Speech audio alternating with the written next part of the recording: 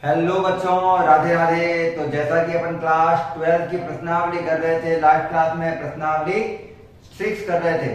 उस पे अपन ने प्रश्नावली 6.2 तक तो क्लियर कर ली थी और लास्ट क्लास में 6 प्रश्नावली का जो छठी प्रश्नावली अपन की उसका मोस्ट इंपॉर्टेंट पॉइंट किया था अपन ने, वो था मिनिमा और मैक्सिमा, उच्चतम और निम्नतम। वैसे तो हिंदी मीडियम को पढ़ा रहा हूं मैं, लेकिन इंग्लिश मीडियम के भी काम आ जाएगा, तो दोनों के अकॉर्डिंग कर रहा हूं मैं।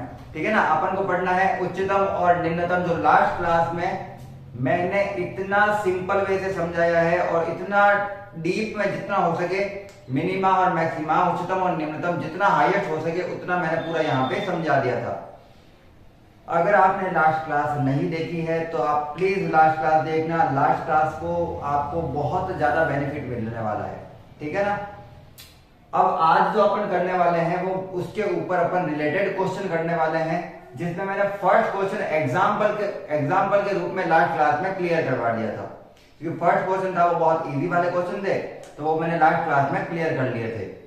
आज अपन स्टार्ट करने वाले हैं उच्चतम निम्नतम में, एक्सरसाइज 6.3 में, मिनिमा मैक्सिमा में, उच्चतम निम्नतम में, प्रश्न नंबर 2 से। बिल्कुल जीरो लेवल से कराऊंगा, बिल्कुल एक एक टॉपिक समझा के चलेंगे अपन। तो बिल्कुल पेटी बांध दो कुर्सी की और अपन एक एक करके क्वेश्चनों को सॉल्व करते हैं बिना कोई देरी किए। क्वेश्चन पढ़ते हैं, अच्छे से समझते हैं, फिर क्वेश्चन को सॉल्व करेंगे। दिया हुआ है निम्नलिखित दिए गए फलनों के उच्चतम या निम्नतम मान यदि कोई हो तो ज्ञात करो। केवल उच्चतम मान और निम्नतम मान ज्ञात करने हैं, केवल उच्चतम मान और निम्नतम मान ज्ञात करने हैं अगर हो तो। और वो मेथड नहीं लगाना है जो अपन ने लास्ट क्लास में लगाया था। इसका कारण भी बताऊंगा क्या है, लेकिन अपन को इसको शॉर्ट विधि से करना है, ग्राफिक विधि से इसको क्या करना है, हल।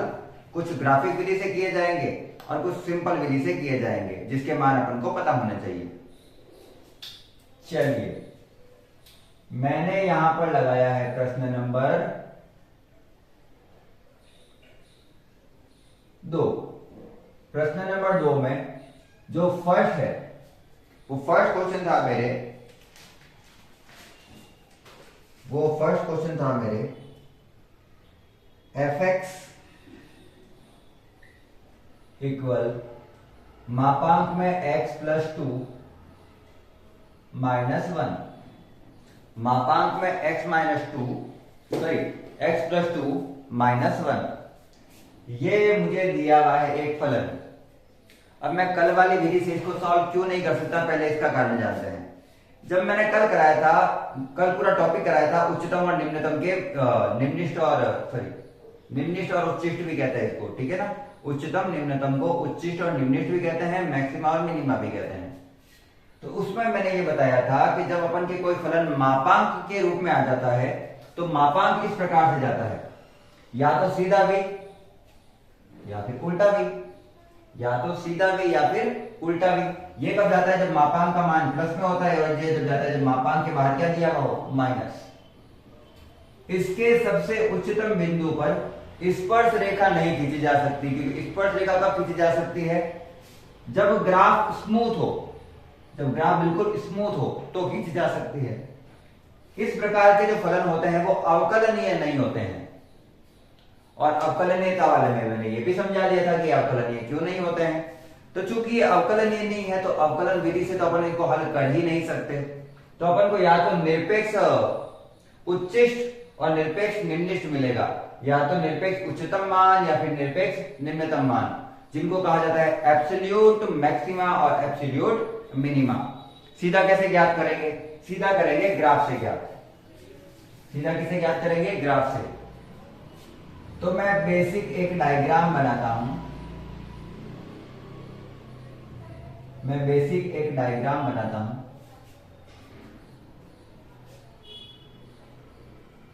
ये x एक्सिस, ये y एक्सिस, ये x डैश, ये y डैश। ग्राफ थोड़ा बीच में ले लेता हूं ताकि आपको और क्लियर हो।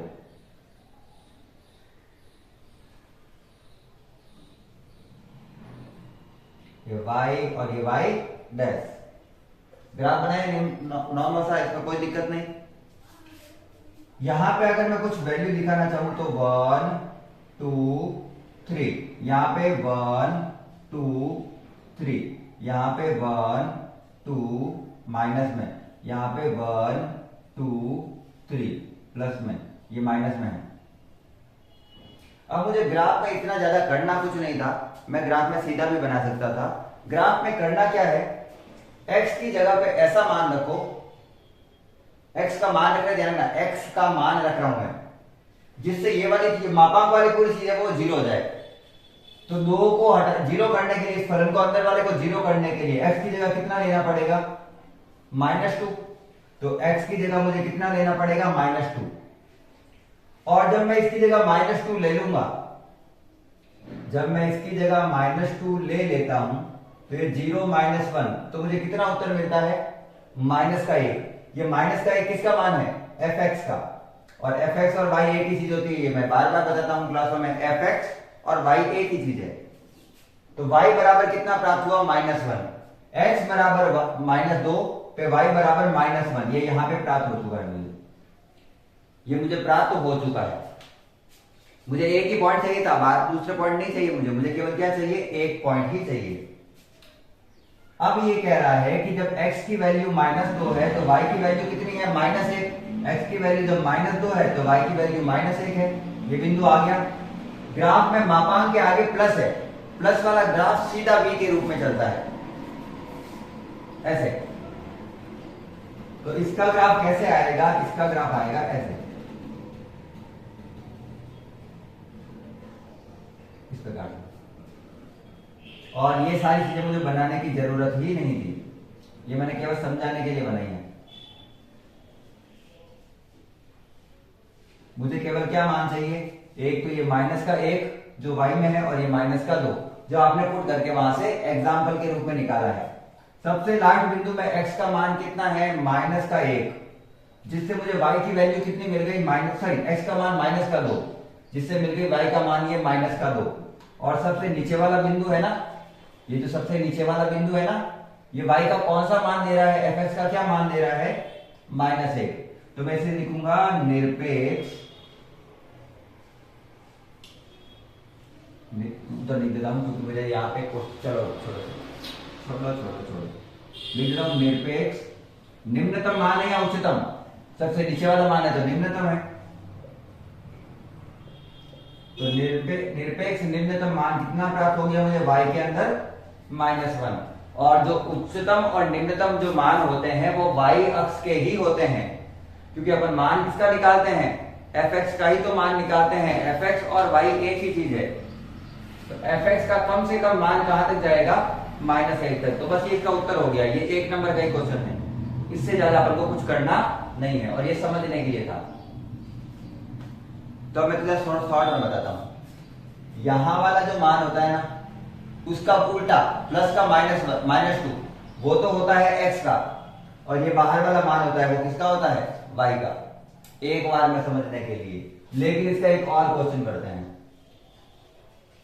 जो सेम है, अभी अब पता चल जाएगा। अब यहां पे आप खुद सोचना कि क्या उत्तर आना चाहिए। सेकंड क्वेश्चन किया मैंने gx माइनस का x +1 +3, अब यहां पे कितना लिखा हुआ है, माइनस, ठीक है ना। तो ग्राफ आएगा उल्टा भी, जैसे ये सीधा भी आया था वो उल्टा भी आएगा। इतना मेरे को पता चल गया ये सूत्र को देखते ही। अब मैं बनाता हूं ग्राफ।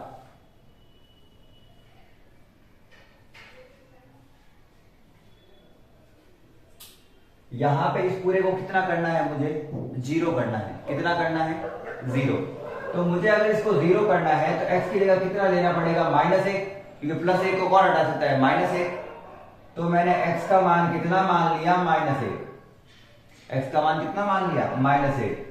जब x -1 है तो -1 में 1 जोड़ूंगा तो ये 0 हो गया, तो उत्तर कितना आया, केवल 3। तो y का मान कितना मिल गया, 3। fx, gx, hx, px, qx कुछ भी हो सब y ही होता है। तो x में -1 और y में कितना, 3। x में -1 ये रहा, और y में 3 ऊपर जाएगा, y में 3 तो ये 3, यहाँ पे ग्राफ आ रहा है। अब अपन की मर्जी से ग्राफ को ऐसे खींच लो, कोई फर्क नहीं पड़ता, वो कुछ नहीं पूछ रहा है अपन से। ये ग्राफ को मैंने ऐसे खींच दिया, तो सबसे उच्चतम बिंदु है वो कहां पर बता रहा है मुझे, y की वैल्यू कितनी बता रहा है ये मुझे 3। चूंकि ये मुझे y की वैल्यू 3 बता रहा है, जो कि y की वैल्यू हाईएस्ट है, तो उसे बोला जाएगा निरपेक्ष उच्चतम मान। कितना आएगा, 3 आएगा। इसे और क्या बोला जाता है, एब्सोल्यूट मैक्सिमा या फिर मैक्सिमम वैल्यू। कितनी है, 3 है।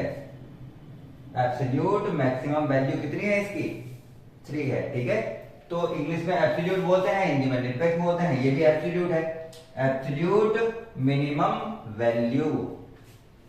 तो इस प्रकार से अपन का 2 क्वेश्चन के आंसर सीधे ग्राफ से निकाले हैं। मापांक वाले क्वेश्चन को अवकलन विधि से हल करके नहीं निकाला जा सकता, उसको इसी विधि से हल करके निकालना होता है। उसके लिए अपन को ग्राफ आना चाहिए, और ग्राफ में अंदर x की वैल्यू रखने पर y की वैल्यू क्या आती है, उसी पर को या तो निम्निष्ठ होता है या फिर क्या होता है, उच्चिष्ट। जब मापांक के बाहर प्लस तो सीधा भी, जब मापांक के बाहर माइनस का, सॉरी मापांक के बाहर माइनस तो उल्टा भी। ठीक है, चलिए ये ग्राफ उतार लो, उसके बाद मैं क्वेश्चन कराता हूं नेक्स्ट। और ये सेकंड वाले में एक भी क्वेश्चन है वो ग्राफ उससे नहीं करना है मेथड से, ये अपन को अलग अलग तरीकों से करने हैं जो अपन को पता हो, जो अपन को पता हो। चलिए सिंपल से क्वेश्चन है, बिल्कुल 0 लेवल के क्वेश्चन है। अभी तो जब क्वेश्चन आएंगे आगे वाले तो वो हार्ड है, हार्ड तो क्या कहें, वो समझने वाले हैं, कहने का अर्थ है वो समझने वाले हैं। ये तो सिंपल ही है। थर्ड मुझे दिया हुआ है hx sin 2x minus plus 5। अब मुझे दिया हुआ है hx sin 2x प्लस 5। क्या दिया हुआ है, hx sin 2x प्लस 5, और इसका उच्चिष्ट और निम्निष्ठ मान होगा या नहीं होगा वो बताना है। तो सीधी सी बात है कि जो साइन होता है ना, वैसे ग्राफ चलता है तो उच्चिष्ट भी होगा और निम्निष्ठ भी होगा। क्या होगा, उच्चिष्ट भी होगा और निम्निष्ठ भी होगा। मुझे निकालना है केवल, मुझे केवल उसकी वैल्यू निकालनी है अभी के लिए, इस फलन के लिए। तो अगर मुझे कहा जाए कि साइन की वैल्यू, साइन x हो, 2x हो, 3x हो, 4x हो, 5x हो, 6x हो, कुछ भी हो कोई फर्क नहीं पड़ता, क्योंकि ये कौन है। साइन की वैल्यू न्यूनतम क्या होती है और उच्चतम क्या होती है, कम से कम साइन की वैल्यू क्या आ सकती है और अधिक से अधिक साइन की वैल्यू क्या आ सकती है। तो आप कहोगे सर साइन की वैल्यू में अधिकतम -1 उत्तर आ सकता है और अधिकतम 1 उत्तर आ सकता है, यही आ सकता है, इससे ज्यादा उत्तर आ नहीं सकता, इससे कम उत्तर आ नहीं सकता। तो -1 से 1 के बीच में आता है, और -1 और 1 भी आ सकता है, तो बराबर भी लगाएंगे। तो sin 2x की वैल्यू है वो -1 से 1 के बीच में होता है, लेकिन मुझे इसको कैसा बनाना है, hx टाइप का, मतलब इसमें क्या जोड़ना पड़ेगा, 5। सभी में 5 जोड़ते हैं, सभी में 5 जोड़ने पर, सभी में कितने जोड़ते हैं, 5। तो -1 प्लस 5 sin 2x प्लस 5 और 1 प्लस 5। ये जो फलन है वो तो hx आ गया, ये तो क्या है अपना hx है। तो hx की वैल्यू में मिनिमम और मैक्सिमम वैल्यू क्या आएगी, तो मिनिमम वैल्यू तो आएगी इसकी 4, क्योंकि ये मिनिमम ही था ना, -1 क्या था, मिनिमम ही तो था, कम से कम -1, और अधिक से अधिक 1 था तो उसमें 5 जोड़ूंगा तो कितना हो जाएगा, 6। तो इसका निम्नतम मान जो है, मिनिमम वैल्यू जो है इसकी वो आ जाएगी +4, और इसकी जो उच्चतम मान है, मैक्स वैल्यू, वो कितनी आ जाएगी, 6। इस क्वेश्चन में तो मुझे लगता है ज्यादा कुछ समझने वाला ही नहीं था, साइन की, कॉस की, टेन की वैल्यू अपन को पता होनी चाहिए।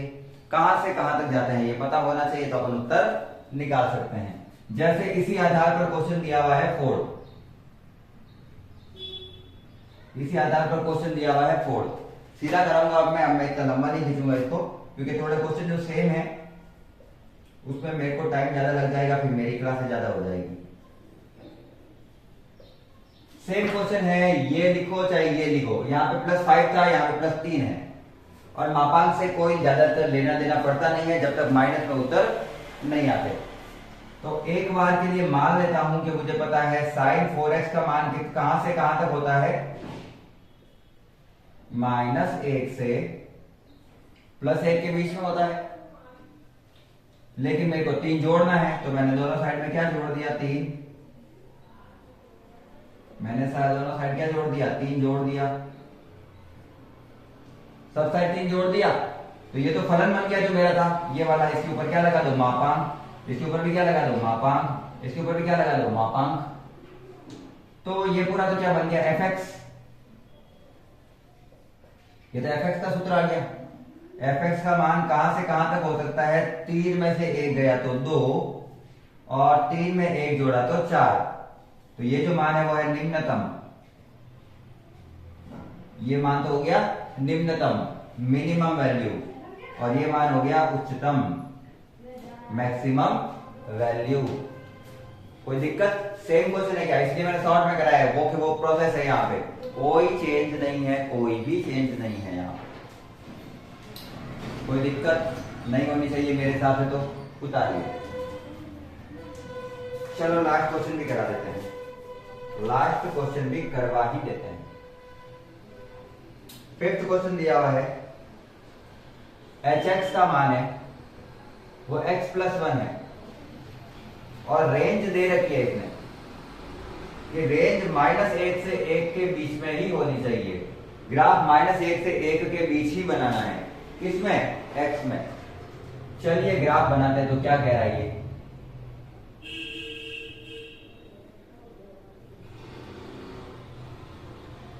ये हमसे कह रहा है कि x का मान या तो -1 से कहां तक ले जा सकते हो आप, 1 तक। x का मान कहां से कहां तक ले जा सकते हो, -1 से 1 तक। ठीक, वैल्यू पुट करो। h सबसे पहले मैं -1 ही रखता हूं, x की जगह -1। 1 + 1 कितना आ गया, 2। जब यहां पे -1 है, जब x की वैल्यू -1 है, तो y की वैल्यू, अच्छा -1 है ना सर, x की वैल्यू -1 है, तो y की वैल्यू 0। 1 में से 1 गया तो 0। तो ये वाला ही बिंदु आएगा, x में -1 y में 0, x में -1 y में 0। फिर x में क्या रखना है, -1 और 1 के बीच में 0 रख दो एक बार, तो 0 + 1 कितना आ जाता है, 1। तो x में जब 0 रखूंगा तो y में 1, x में जब 0 रखूंगा तो y में 1, ये y की वैल्यू 1। और x में जब रखूंगा मैं 1, 1 + 1 कितना हो जाएगा, 2। मैंने 3 वैल्यू रखी है टोटल, -1, 0 और 1। इसके आगे तो जाना ही नहीं है अपन को। हाँ, तो यहां पे हो जाता है 2। तो मेरा ग्राफ कुछ इस तरीके से दिख रहा है तुमको, ऐसे। अब चीज जो समझने वाली है, इसमें जो चीज समझने वाली है कि यहां पे मुझे छोटा ब्रैकेट दिया हुआ है। छोटा ब्रैकेट का मतलब होता है कि -1 और 1 तो खुद शामिल ही नहीं है, -1 नहीं रख सकते। मैं तो -1 पे वैल्यू निकाली है, बाकी रख थोड़ी सकते अपन, तो रख नहीं सकते मतलब इसको हटाओ। यहाँ पे जो चीज नहीं रख सकते उसकी जगह हमेशा आता है ये गोला, ये खाली है, यहाँ पे कुछ नहीं है। उसी प्रकार से यहाँ पे भी कुछ नहीं रख सकता, तो यहाँ पे भी क्या आएगा, गोला। क्योंकि -1 और 1 के बीच वाले मान रखने हैं, बीच वाले मान ये खुद नहीं रख सकते। अब मुझे बताओ इसमें उच्चिष्ट मान क्या है और निम्निष्ठ मान क्या है। उच्चिष्ट मान कब प्राप्त होते हैं, इसीलिए कहा था लास्ट वाली क्लास देखना, तो ही पता चलेगा उच्चिष्ट और निम्निष्ठ क्या होता है। उच्चिष्ट तब होता है जब एक फलन वर्धमान से ह्रासमान में जाता है। इस फलन को कहा जाता है उच्चिष्ट। और जब फलन ह्रासमान से वर्धमान में जाता है तो इसे बोला जाता है निम्निष्ठ। यहाँ पे उच्चतम मान प्राप्त होता है, यहाँ पे निम्नतम मान प्राप्त होता है। लेकिन अगर मैं यहाँ पे ग्राफ देखूं तो ग्राफ केवल बढ़ रहा है, घट तो रहा ही नहीं है। तो ग्राफ वर्धमान ही होता जा रहा है। वर्धमान से ना तो ह्रासमान है ना ह्रासमान से वर्धमान है। तो ग्राफ जब चेंज ही नहीं हुआ, जब ग्राफ किसी बिंदु पर चेंज ही नहीं हुआ तो ना तो वहां पे वर्धमान आता है ना ही वहां पर ह्रासमान आता है, कुछ भी नहीं है वहां पे। वहां पे ना तो वर्धमान को मान सकते हैं ना ही ह्रासमान। तो लिखेंगे ना तो निम्नतम बिंदु है ना ही उच्चतम बिंदु है, ये लिखना है। और एक बार स्क्रीनशॉट ले लेना सारी।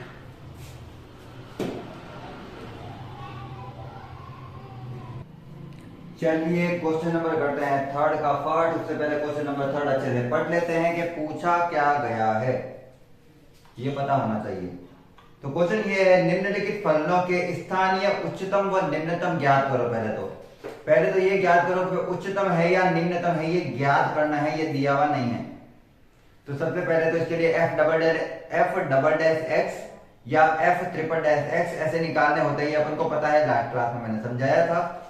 उसके साथ ही क्वेश्चन पूछ रहा है, यदि ये प्राप्त हो जाता है उच्चतम और निम्नतम, तो उच्चतम मान और निम्नतम मान ज्ञात करो। कौन है बेटू? तो स्थानीय उच्चतम और स्थानीय निम्नतम मान ज्ञात करने हैं, ठीक है। तो करते हैं। सबसे पहले स्टेप वाइज करने होते हैं। कल मैंने 4 पांच स्टेप बताए थे, लगातार उनके हिसाब से सॉल्व करना होता है।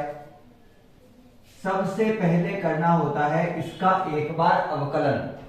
और अवकलन करने के लिए मैंने बताया था, शॉर्ट में लिखा जाता है differentiate with respect to x, या तो हिंदी में पूरा लिखो एक्स के सापेक्ष अवकलन करने पर। इतना लंबा लिखने से अच्छा है कि इंग्लिश में सिंबल होता है differentiate with respect to x. तो करते हैं, इसका अवकलन करूंगा तो आएगा एफ डैश एक्स बराबर, अवकलन हो गया 2x, अवकलन हो गया इसका 2x, इक्वेशन नंबर 2। अब मुझे x का मान पता करना है। पहले तो क्या पता करना है? x का मान। x का मान पता करने के लिए स्टेप नंबर 2 होता है कि जो भी अपन के f डैश x आया है उसका मान किसके बराबर कर दो? 0 के बराबर कर दो। तो इसका मान किसके बराबर लेना है? 0 के। तो 2x, f डैश x मतलब क्या है? 2x बराबर 0। दो गुणा वाली चीज भाग में जाएगी तो x का मान फिर भी क्या प्राप्त होगा अपन को? 0। तो x मुझे 0 मिल गया है। अब 0 यहां पर रख के मैं ये तो पता कर सकता हूं कि fx का मान क्या आएगा, लेकिन उस स्थिति में मुझे ये पता नहीं होगा कि वो उच्चतम मान दे रहा है या निम्नतम मान दे रहा है। वापस समझना, x का मान रख के मैं y का मान निकाल सकता हूं, fx मतलब y का मान निकाल सकता हूं, लेकिन वो मान उच्चतम पर है या निम्नतम पर है ये मुझे पता नहीं होगा। तो वो ज्ञात करने के लिए क्या करें? तो इक्वेशन जो 2 है अपन की, समीकरण जो 2 है उसका पुनः अवकलन करना है। Again differentiate with respect to x। ऐसा नहीं है मैं इंग्लिश के अकॉर्डिंग पढ़ा रहा हूं, मैं इसलिए ये इंग्लिश में लिख रहा हूं क्योंकि ये शॉर्ट में है। हिंदी में बड़ा लिखना पड़ता है, आप भी यहाँ पे शॉर्ट में लिखोगे तो ज्यादा बेटर रहेगा। Equation 2 again differentiate with respect to x, ये पूरा। और अपन को क्वेश्चन से लेना देना है, इंग्लिश से कोई लेना देना नहीं है। तो f डबल डैश x निकालते हैं समीकरण 2 का। तो 2x का अवकलन हो गया 2, और ये मान मुझे पता है पॉजिटिव है या फिर बड़ा है 0 से। और f डबल डैश x का मान अगर धनात्मक आ जाता है तो वहां पर कहा जाता है वो क्या है? निम्नतम है। वहां पे क्या मिलेगा मुझे? मिनिमा मिलेगा। वो निम्नतम मान है, ध्यान रखना। अब आप कहोगे सर पॉजिटिव है तो उच्चतम होना चाहिए, नहीं। डबल डैश एक्स का मान जब धनात्मक मिलता है तो निम्नतम है, तो मिनिमा है। और अगर यहाँ पे ऋणात्मक मिलता है तो उच्चतम आता हो, तो वो क्या होता है? मैक्सिमा। अब पता चल गया मेरे को निम्नतम है मतलब है तो नीचे वाले बिंदु है, ये वाला बिंदु क्या है? नीचे वाले बिंदु है, ऐसे। अब ये वाला बिंदु है कहां पर? y में कहां पर है? तो y का मान निकालना है। x का मान समीकरण 1 में, x का मान कहां रख रहा हूं, समीकरण 1 में, तो f x की जगह रखना है मुझे 0 बराबर का बराबर 0 का स्क्वायर। तो उत्तर भी कितना मिला, 0, और ये जो 0 है वही मेरा क्या है, निम्नतम मान है। तो लिखेंगे निम्नतम मान कितना मिल गया मेरे को, 0। मिनिमम वैल्यू, निम्नतम मान कितना आ गया अपन का, 0। इस 0 बिंदु पर वो ग्राफ वापस ऊपर चला जाता है। ठीक, चलिए क्वेश्चन करते हैं नेक्स्ट। क्वेश्चन नंबर नेक्स्ट है second. gx equal x cube minus 3x, x cube minus 3x। क्या करना है, पहले डिफरेंशिएट करना है, फिर इसकी वैल्यू 0 के बराबर रखनी है, x का मान निकालना है, समीकरण 2 का पुनः अवकलन करना है। ये कि ये स्टेप सेम है। स्टेप मैंने पूरे लिखा रखे हैं लास्ट क्लास में, और मैं चाहता हूं आप लास्ट क्लास देखें। अगर आप ये क्लास देख रहे हैं तो आप लास्ट क्लास जरूर देखें। आपको ये क्वेश्चन बिल्कुल हलवा लगेंगे, बिल्कुल 0 लेवल के लगेंगे, क्वेश्चन ही 0 लेवल के लगेंगे। चलिए स्टार्टिंग वही, पहले क्या करेंगे, differentiate with respect to x।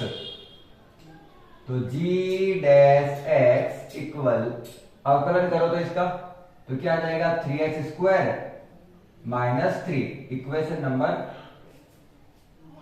Second, sorry equation number second, क्योंकि इक्वेशन 1 तो काम आएगी अभी मान रखने के लिए।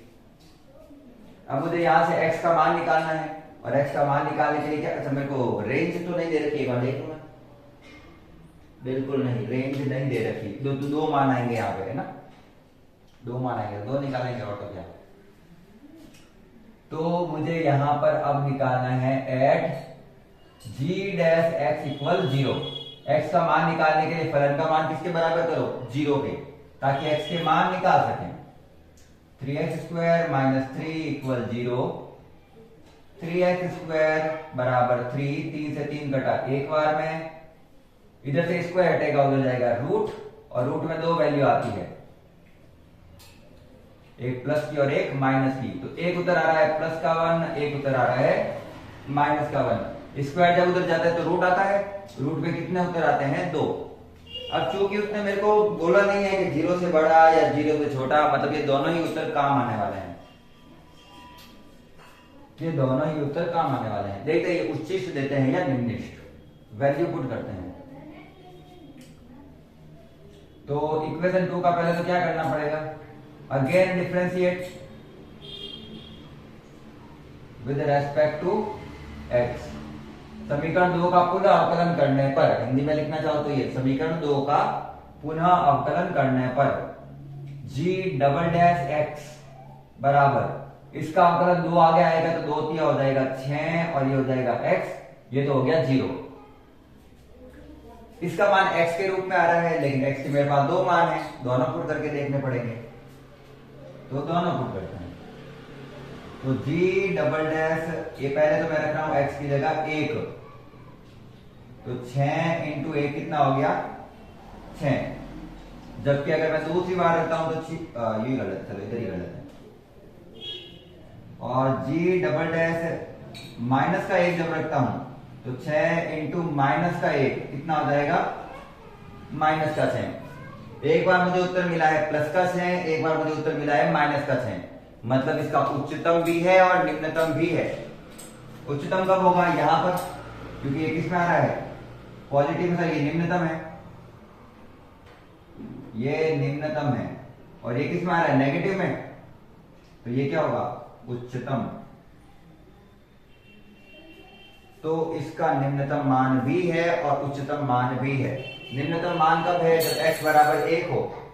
उच्चतम मान कब है, जब x बराबर -1 हो। दोनों ही वैल्यू पुट करनी है और उत्तर निकालने हैं। x, इसके 2 उत्तर निकलेंगे, इसके 2 उत्तर निकलेंगे। तो पहले मैं क्या रखूंगा यहां पे लिख रहा हूं x के मान समीकरण 1 में रखने पर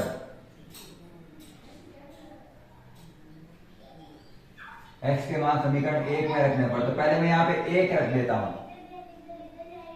तो 1 का क्यूब -3 इंटू 1, 1 -3 बराबर हो गया -2। ये -2 क्या है? उच्चतम मान है या निम्नतम है? क्योंकि ये निम्नतम पर मिला था, 1 से क्या मिला था अपन को? निम्नतम। तो ये निम्नतम मान है। चलो एक बार जी वही निकाल लेते हैं। जी -1 रखता हूं तो आएगा -1 का क्यूब, -3 इंटू -1। तो ये हो गया -1 और ये हो गया माइनस प्लस का 3। तो उत्तर आ रहा है 2। तो उत्तर आ रहा है 2। जब 1 रख रहा हूं तो -2 और -1 रख रहा हूं तो 2। तो मैं अगर कहूं कि मुझे उच्चतम या फिर निम्नतम मान क्या मिला है, तो निम्नतम जो मान मिला है वो तो है -2 और उच्चतम जो मान मिला है वो मिला है +2। मिनिमम वैल्यू जो है वो -2 है, मैक्सिमम वैल्यू है वो +2 है। ठीक है, ये पूरा का पूरा क्वेश्चन हुआ है यहां से लेकर यहां तक। तो जरूरी नहीं है x की एक वैल्यू आए, जैसा कि मैंने मेरे पहले वाले क्लास लेक्चर में बता रखा है, एक से ज्यादा आंसर आ सकते हैं। ठीक, छापिए, स्क्रीनशॉट ले लीजिए।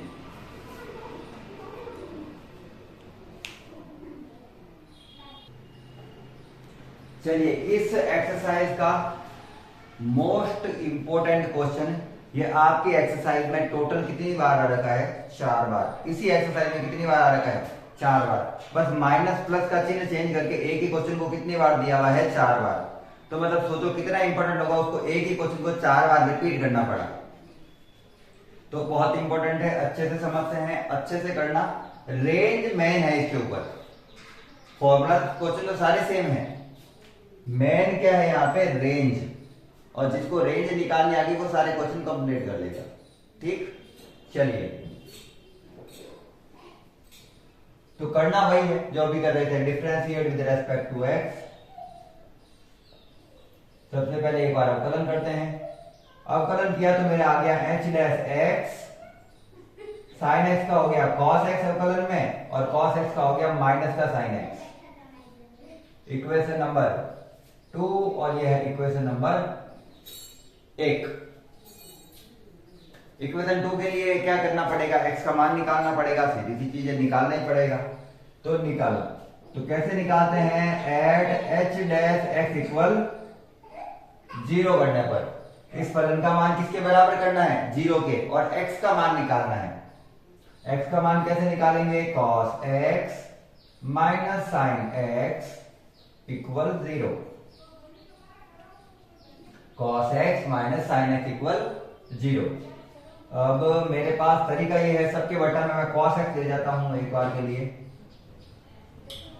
क्या करें? चलो साइन x को उधर ले जा रहा हूं, माइनस का साइन x उधर गया तो प्लस का साइन x हो गया, और ये cos x को साइन x के बट्टा में लेके आ जाता हूं, तो यहां पे बचेगा 1। तो मैं कह सकता हूं कि साइन x बट्टा cos x बराबर क्या आ गया? 1। अब ये मत सोचना 1 कहां से आया, 1 तो सब जगह होता है, cos के साथ 1 है ना, 1 के साथ cos x गुणा में है, वो इसके कहां पे आ गया? भाग में। तो साइन बटा cos बराबर 1। अब मैंने ऐसा क्यों किया? क्योंकि मुझे फलन पूरा एक ही चर के रूप में चाहिए था, और यहां पे अब मैं देखूं तो मुझे केवल tan x मिल चुका है, x दो बार नहीं आ रहा। x ज्यादा बार आएगा तो निकाल नहीं पाएंगे। यहाँ पे sin x और cos x एक साथ तो कैसे निकालें? और tan x में एक कौन से डिग्री पर मान आता है? 0 से π/2 में, यानी ना वो जरूरी है 0 से 90 डिग्री में। तो मुझे पता है 45 डिग्री पर आ जाता है। tan 45 का मान एक होता है tan π/4, तो x की वैल्यू आ गई π/4।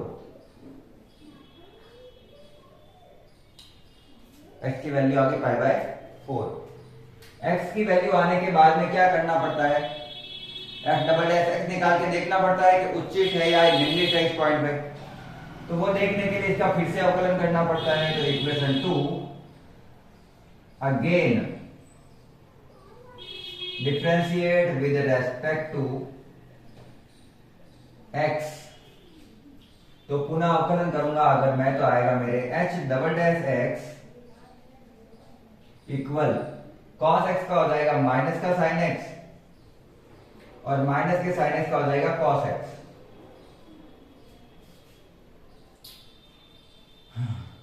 ये आपको देख के क्या लग रहा है क्वेश्चन नेगेटिव में उतर आएगा या इसका पॉजिटिव में, तो दोनों ही माइनस के हैं, तो अगर मैं माइनस कॉमन ले लेता हूं तो sine x plus cos x, x की वैल्यू रखता हूं अगर पाई बाय 4, तो यहां पे वैल्यू रख देता हूं मैं, x की वैल्यू होती है पाई बाय 4, x की वैल्यू कितनी रखी मैंने पाई बाय 4, तो sine pi by 4 plus cos pi by 4 बराबर माइनस का माइनस ब्रैकेट में और बाहर अंदर है 1/√2 और 1/√2। वैसे इसको पूरे को सॉल्व करें तो √2 आता है, मैं बता देता हूं, इतना सोचना है ही नहीं, क्योंकि इसका उत्तर किस में आ रहा है, माइनस में आ रहा है, और उत्तर अगर माइनस में आ रहा है, उत्तर किस में है इसका, नेगेटिव में है, तो ये उच्चतम मान देगा। ये कौन सा मान देगा अपन को, उच्चतम मान देगा, हाईएस्ट पर, क्योंकि नेगेटिव में है। अब उच्चतम मान है क्या, उच्चतम मान निकालेंगे क्या, वैसे इसको मैं अगर सॉल्व करके बताऊं, काफी बच्चे सोचेंगे कैसे निकाला, तो ये ऐसे है, एक बटा रूट दो, एक बटा रूट दो, दो बटा रूट दो, रूट 2 से 2 कितनी बार में करता है, √2 बार में। परिमेयकरण करके भी कर सकते हो। अगर आपको मैथमेटिक्स अच्छी नहीं आ रही है तो फिर मैथ्स तो थोड़ी सीखनी पड़ेगी, अपन को ये चीजें फास्ट करनी पड़ती है। हम 11th-12th में भी ऐसे ही करते थे, ऐसा नहीं है कि मैं एक टीचर हूं तो फटाफट करा रहा हूं, हम 11th-12th में भी ऐसे ही करते थे, सारे बच्चे, ऐसा नहीं है मैं करता था, सारे बच्चे ऐसे ही करते थे, टीचर भी इसी प्रकार से कराते थे और आपको भी इसी प्रकार से करना है अगर कंपटीशन को क्लियर करना है तो। चलो मेरे क्या आ गया, तो उच्चतम आ गया, अब उच्चतम बिंदु निकालते हैं। तो x का मान रख रहा हूं समीकरण 1 में, समीकरण 1 में, तो hx का मान क्या रख रहा हूं यहां पे, पाई बाय 4, x की जगह क्या रखा मैंने, पाई बाय 4 बराबर sine pi by 4 plus cos pi by 4।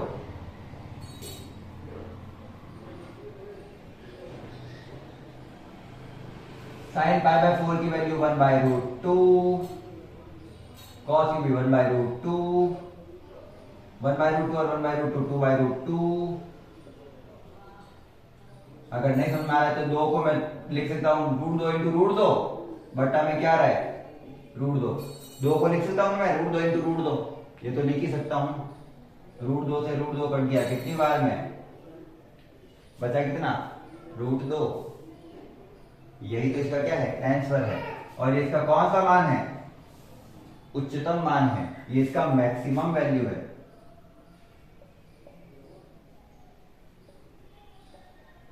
अब अगला क्वेश्चन है वो मैं इसके साथ ही कराऊंगा, तो थोड़ा ध्यान रखना।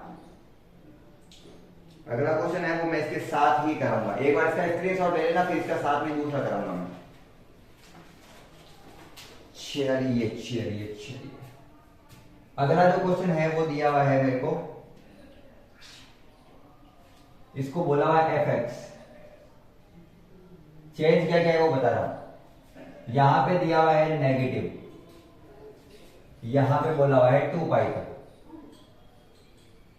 कहां तक दिया हुआ है 0 से 2 पाई तक, 2 मान आएंगे, कुल मिला के कितने मान आएंगे 2, एक तो मैंने निकाल दिया, एक और निकालेंगे, कोई नहीं 2 निकाल लेंगे।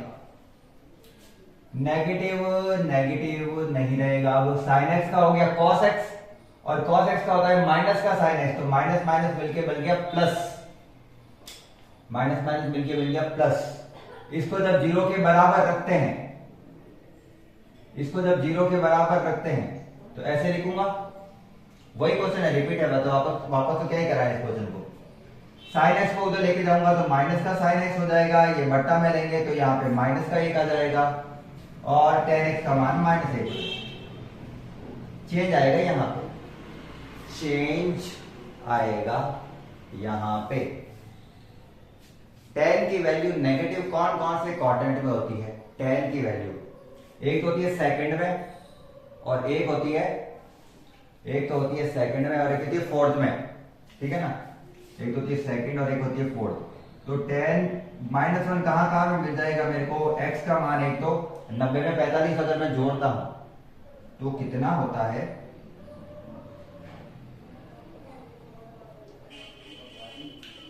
3π/4। एक तो tan का मान माइनस में कहां पे मिलता है? 3π/4 पे। एक मिलता है 2π से -π/4 पे, तो वो क्या होता है? 8π/4। 8π/4 में से गए तो 7π/4। ये दो चीजें मिली है मेरे को। मुझे कितने कौन मिले इस बार? दो कौन मिले हैं, एक 3π/4 और एक 7π/4। अब मुझे थोड़ा सा यहाँ पे करना पड़ेगा चेंज, तो उसको कर लेते हैं। वैसे again differentiate with respect to x तो यही आएगा, again differentiate with respect to x तो यही आएगा। तो क्या? तो ये यहां तक तो सेम है।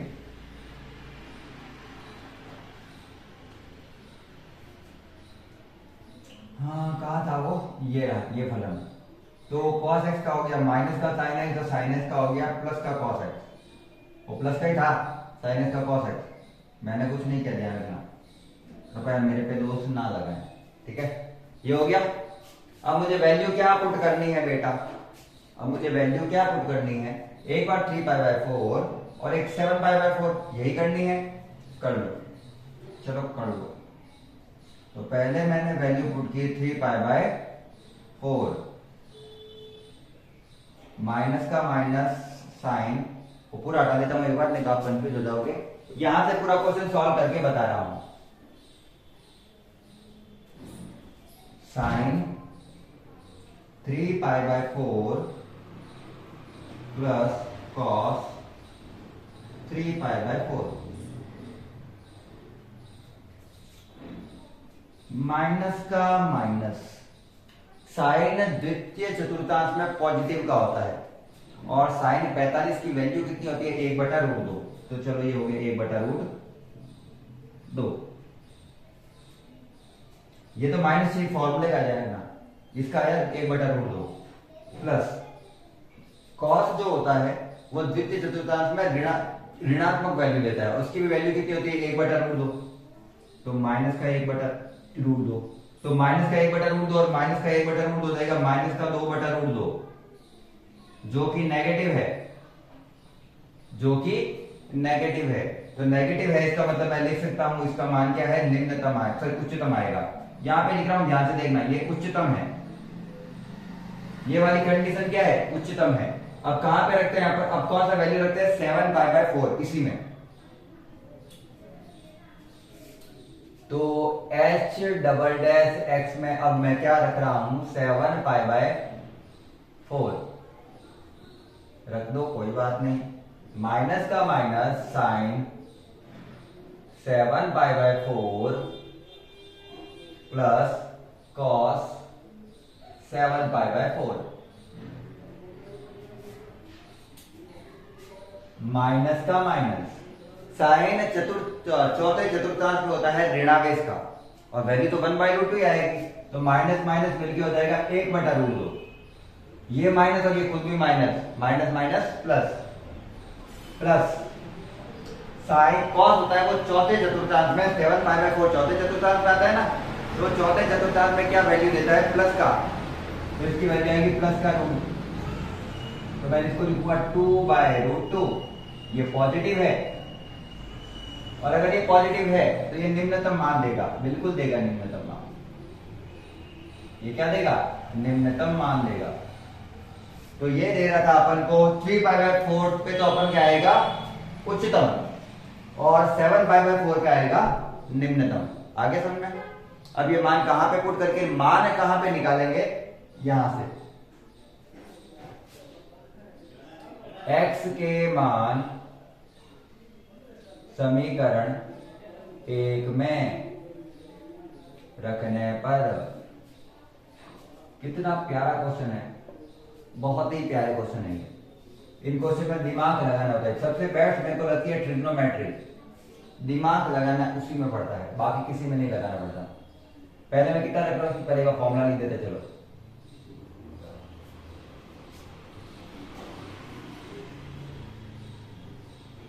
ठीक, साइन एक्स, साइन में मैंने पहले रखा कितना 3π/4 साइन 3π/4 माइनस कॉस 3π/4।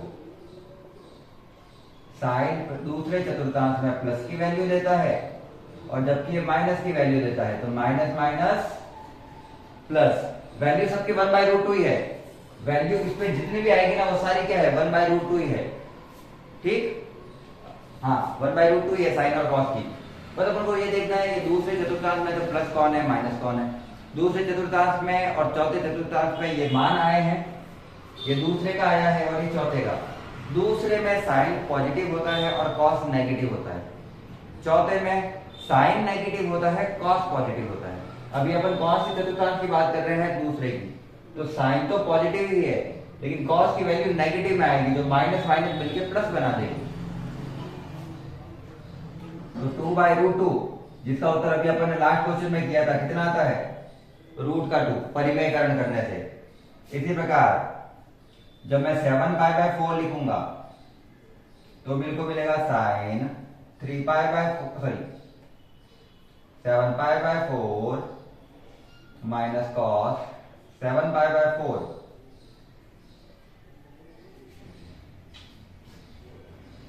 इसकी वैल्यू कितनी होगी, साइन चौथे चतुर्थांश में नेगेटिव, तो चलो नेगेटिव, ये पॉजिटिव, तो चलो पॉजिटिव। पॉजिटिव नेगेटिव नेगेटिव मिलके माइनस का 2 √2 हो गया, इसका उत्तर आएगा माइनस का √2।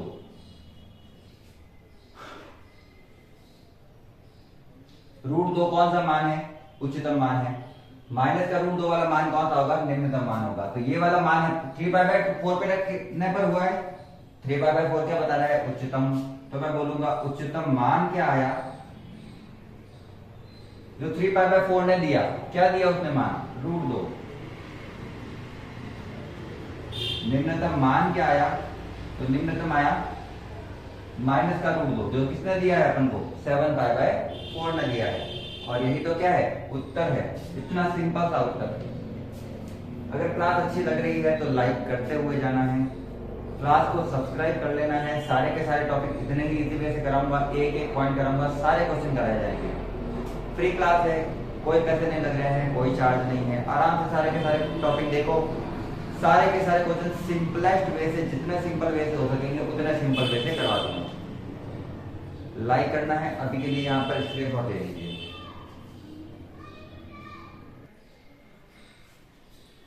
चलिए आज की क्लास के लिए यहाँ पर समापन रखते हैं, इतनी ही क्लास करते हैं। अगर आपको क्लास अच्छी लगी हो तो क्लास को लाइक कर देना है, चैनल को सब्सक्राइब कर देना है और बेल आइकन को दबा देना है, जिससे आपको नोटिफिकेशन टाइम टू टाइम मिलते रहे। आज की क्लास को अंत तक देखने के लिए धन्यवाद। जय हिंद, जय भारत, राधे राधे।